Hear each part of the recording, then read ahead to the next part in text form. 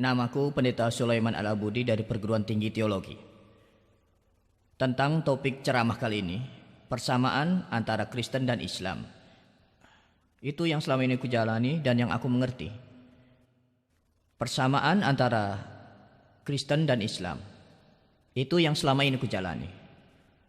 Apa yang dikatakan tentang perbedaan antara Yesus dan Muhammad, bahwa Yesus hanya diperuntukkan bagi orang-orang Yahudi dan Muhammad bagi seluruh manusia di dunia.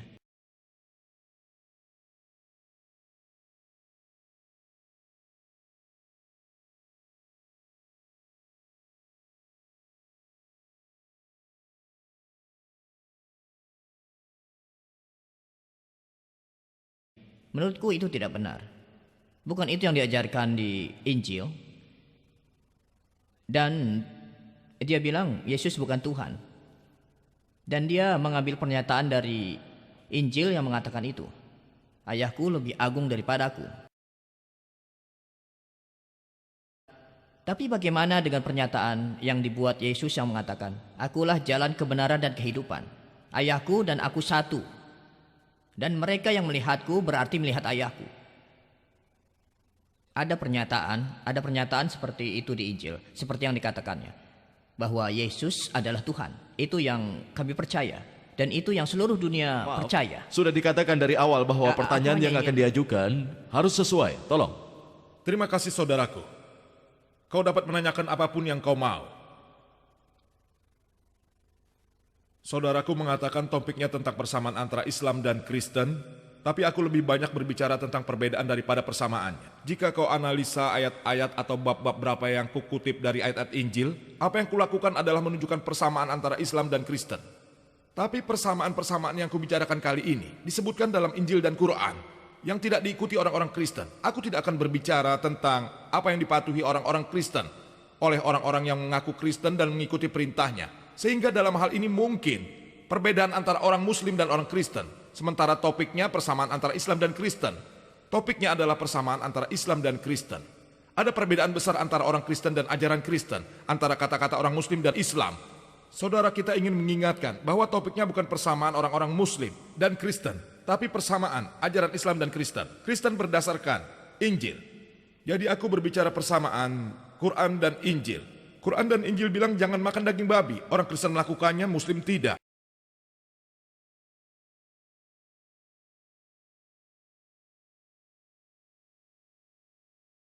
Quran dan Injil bilang untuk membagikan harta. Orang Kristen tidak melakukannya, Muslim melakukannya. Quran dan Injil bilang lakukanlah khitan. Muslim melakukannya, kalian tidak.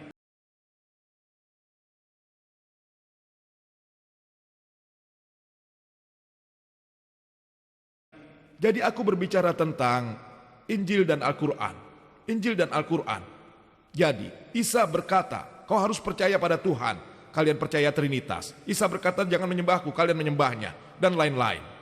Jika kau sudah melihat kasetnya, kau pasti akan mengerti. Di dalamnya tidak ada satupun yang bertentangan antara ajaran Islam dan Kristen. Tidak. Aku mengutip hal-hal yang sama. Hal-hal yang sama. Saat aku melakukannya, aku bermaksud untuk memberikan contoh pada misionaris Kristen yang berusaha membuktikan isinya bahwa Deuteronomi 18:18 adalah ramalan tentang Isa damai bersamanya. Anda sudah mengerti, tapi Anda tidak pernah mengikutinya. Semua ajarannya. Mengerti? Tapi jika kau analisa, tadi aku berbicara persamaan antara Injil dan Quran yang merupakan dasar agama Islam dan Kristen. Aku membuat pernyataan itu benar dan aku tetap pada kata-kataku bahwa tidak ada satu pernyataan pun di dalam Injil yang menyatakan bahwa Isa mengatakan sendiri kalau aku Tuhan jadi sembahlah aku. Seperti yang dikatakan Isa, aku adalah jalan kebenaran dan kehidupan. Tidak ada yang lebih agung dari aku, kecuali ayahku, sebab aku dan ayahku satu. Semua pernyataan ini adalah referensi dari pernyataan tersebut. Pernyataan yang pertama dalam Injil John, bab 14 ayat 6 dan 9. Kau periksalah Injil ini. Aku berbicara berdasarkan memoriku. Semua ada di Injil. Kau pendeta, atau kau adalah orang dari perguruan tinggi teologi, jika aku ingin cepat, aku punya Injil. Kau bisa mencarinya bab dan ayat yang kusebutkan tadi. Referensinya di sini. Aku akan berikan referensiku ini. Tapi kau harus tetap melihat konteksnya. Kau tidak bisa gunakan ayat tanpa konteks. Iya, benar. Anda keluar dari konteks. Akan kuberikan, juga kutipannya, akan kuberikan. Dari memoriku kau bisa mengeceknya. Dari konteks ayat nomor 1. Dalam John bab 14 ayat 1 dikatakan, untuk mencari konteksnya, Isa damai bersamanya berkata, di rumah ayahku ada bermacam-macam rumah besar. Banyak rumah besar di sana. Jika kau tidak dapat melihat, aku tidak akan katakan. Aku pergi ke sana untuk menyiapkan tempat bagimu. Kau tahu kemana aku pergi? Thomas mengatakan bahwa kami tidak tahu kemana kau pergi. Kami tidak tahu jalan kemana kau pergi. Dia berkata, akulah jalan, kebenaran, dan kehidupan. Tidak ada seorang pun bisa melihat ayahku kecuali aku.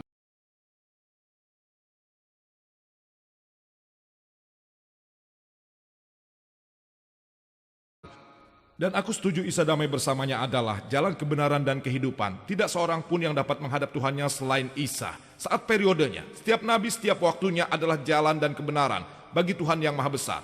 Tuhan yang Maha Besar. Saat periode Musa, Musa adalah jalan kebenaran dan kehidupan. Tidak ada yang menghadap Tuhan yang Maha Besar kecuali Musa damai bersamanya. Begitu juga Yesus jalan, kebenaran dan kehidupan. Seperti Nabi Muhammad damai bersamanya, dia juga jalan kebenaran dan kehidupan. Jadi setiap nabi di waktunya merupakan jalan kebenaran. Aku setuju dengan pernyataan itu. Maksudnya bahwa jika kau mengikutiku, kau mengikuti Tuhan yang Maha Besar. Dialah jalannya. Dalam ayat yang lain dikatakan bahwa kau belum melihat Tuhan. Kemudian Isa damai bersamanya berkata, lebih baik kau melihatku yang sudah pernah melihat Tuhan. Lebih baik kau melihatku dan melakukan perintahku. Berarti kau mengikuti perintah Tuhan.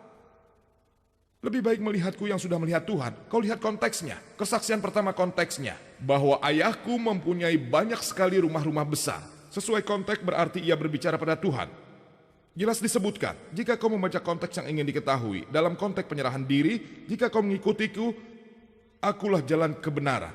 Jika kau mengikuti ajaranku, kau mengikuti ajaran Tuhan yang Maha Besar. Sama dengan nabi yang kau ikuti ajarannya, kau mengikuti ajaran Tuhan secara tidak langsung menerima tanpa keberatan terhadap pernyataan ini.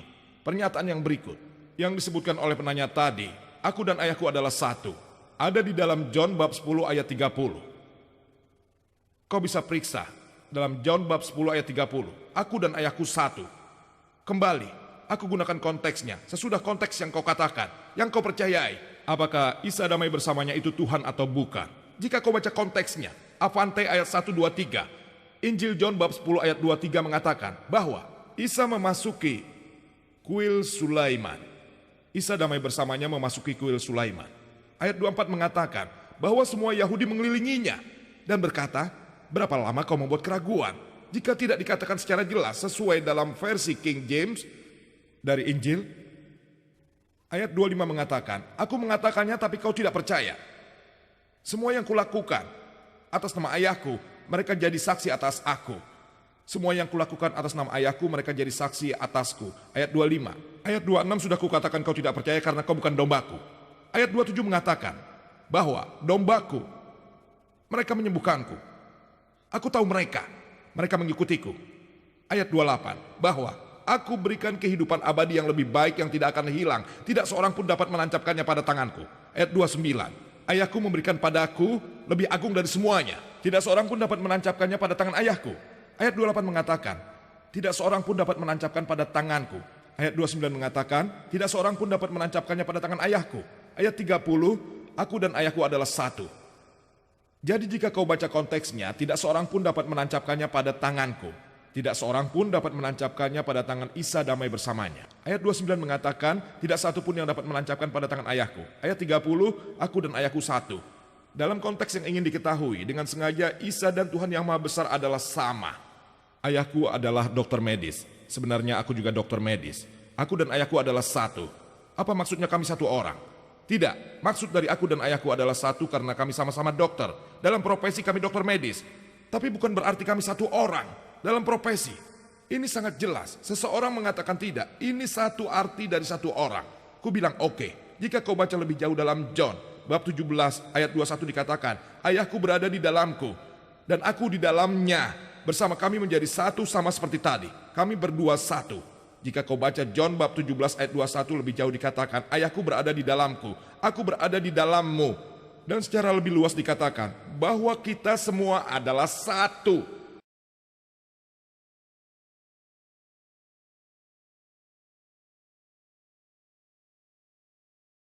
Jika kau mengatakan satu, kau harus percaya pada 14 Tuhan. Tuhan yang Maha Besar, Yesus Kristus dan seluruh perangkatnya. Jika kau baca manuskrip yang asli, saudara, yang digunakan di sini adalah sama dengan yang terdapat dalam Injil John bab 10 ayat 30 yang berkata bahwa aku dan ayahku satu. Sama dengan yang dikatakan dalam John bab 17 ayat 21. Sama, ayahku dalam diriku, aku dalam dirimu. Kita satu. Ayat 23 mengatakan, aku ada di dalammu. Kita satu. Satu lagi yang sama. Kata-kata yang sama. Dalam konteksnya berarti Tuhan yang Maha Besar, Yesus Kristus dan yang lainnya. Kebenaran yang sama, pesan yang sama kalau mereka satu. Tapi jika kita tidak mengakuinya, berarti kita akan merubah Trinitas menjadi konsep 14 Tuhan. Tuhan Yesus Kristus dan ke-12 muridnya. Kau membaca konteksnya, tapi kau tidak setuju dengan konteksnya. Bahwa mereka adalah satu, berarti kita percaya ke-12 murid Isa adalah Tuhan.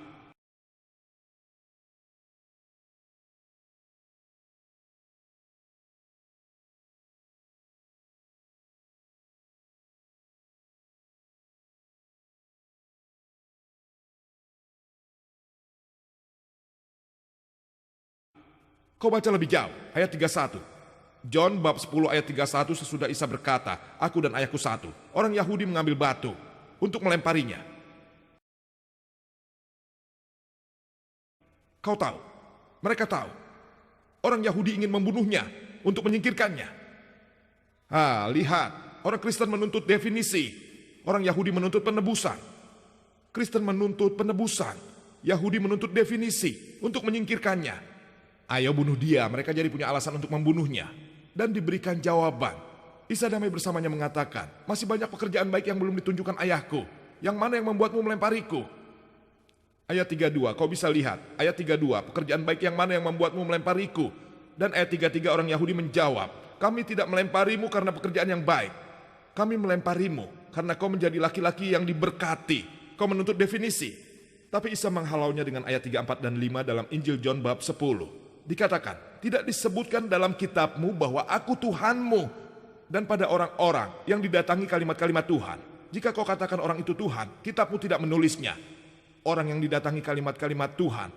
Jika kau menyebutnya Tuhan, kitabmu tidak menulisnya. Dan jika kau melihat dalam Sam, bab 82 ayat 6 dikatakan bahwa dialah Tuhan. Jika kau baca konteksnya, Isa damai bersamanya tidak ada yang menyebutnya definisi. Dia tidak mengatakan bahwa dirinya adalah Tuhan. Dia hanya pembawa pesan Tuhan yang Maha Besar.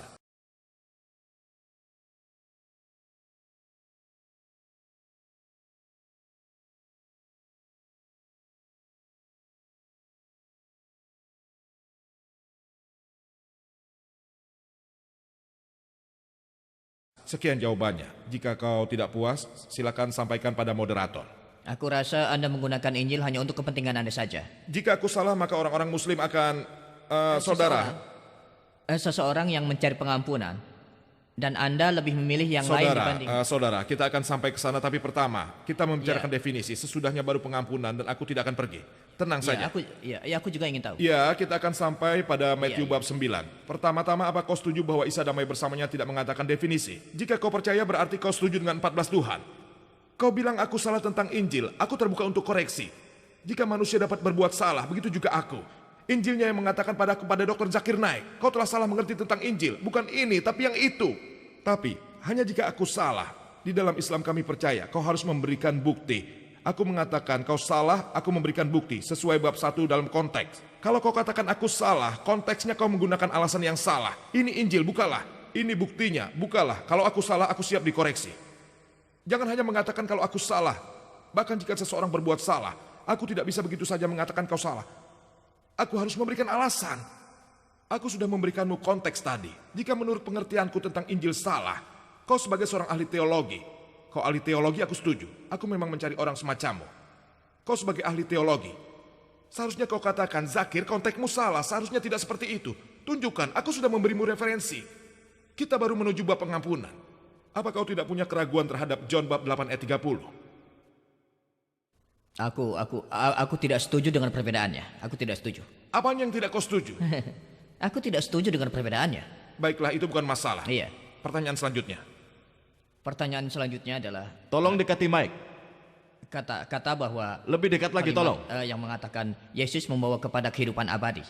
Yesus mengatakan untuk menjaga perintah-perintahnya. Benarkah? Iya. Ada beberapa masalah. Ayat tersebut tidak berhenti di sana. Iya, sudah aku katakan. Dan orang berkata, aku sudah menjaga semua perintah itu selama hidupku. Kemudian Yesus berkata, kau akan mempunyai lagi semua milikmu. Dan kemudian kau akan datang mengikutiku. Apa maksudnya? Jika kau ingin hidup abadi, ikutlah aku sekarang. Bukankah sudah kukatakan tadi?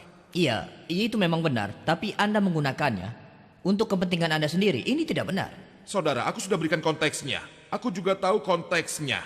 Dalam Matius bab 19 ayat 16 di dalamnya, dikatakan Isa damai bersamanya. Dia mengatakan, oh Tuhan, apa hal yang harus dilakukan untuk mendapatkan hidup yang abadi? Ayat selanjutnya mengatakan, tidak ada satupun yang baik. Satu-satunya yang baik, hanya Bapa di surga.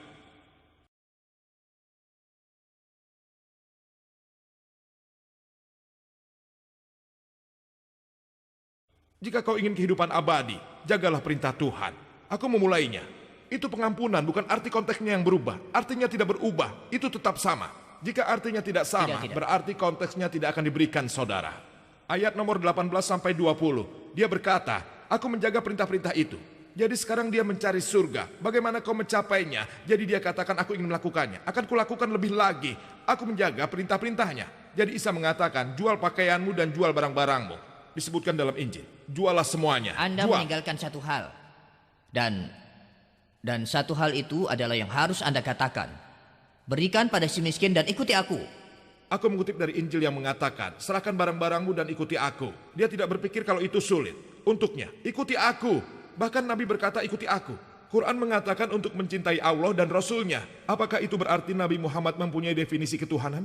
Tidak. Setiap orang harus mengikuti Nabi mereka. Tidak ada yang sulit. Musa bilang ikuti aku. Muhammad bilang ikuti aku. Damai bersama mereka. Kau mencintainya, ikuti nabimu. Mencintai Allah, mencintai Rasul. Mematuhi Allah, mematuhi Rasul. Itu yang dikatakan Al-Quran. Mengikuti nabimu bukan berarti menuntut definisi ketuhanannya. Artinya kita harus mengikuti nabi yang dikirim oleh Tuhan yang Maha Kuasa. Dia tidak bilang, sembah aku. Dia bilang, ikuti aku. Dia tidak bilang kalau dia disalib. Jika mengikutinya, kita mengikuti perintah-perintahnya. Berdosa mematuhi perintahnya dan ikuti aku tidak berdosa. Orang-orang datang karena ingin tahu. Isa damai bersamanya mengatakan untuk mengikuti ajarannya yang diberikan oleh Tuhan yang Maha Kuasa dan kau akan masuk surga. Mereka tidak harus percaya kalau aku Tuhan baru mereka masuk surga. Kuharap itu jawabannya. Baik, terima kasih.